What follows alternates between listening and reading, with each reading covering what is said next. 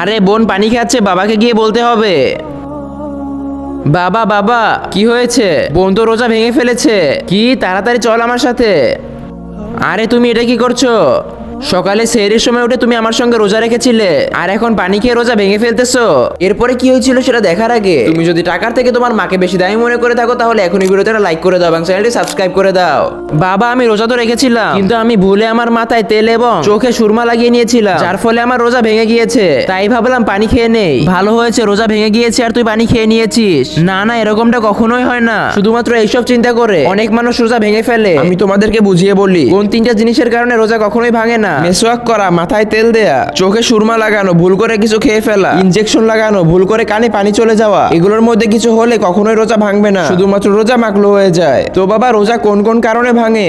চোখে আর কানে ওষুধ লাগালে, ইচ্ছে করে খাবার খেয়ে ফেললে, বউয়ের সাথে ঝগড়া করলে, আর যদি বমি করার সময় কিছু অংশ আবারও পেটে চলে যায়, তাহলেও রোজা ভেঙে যায়।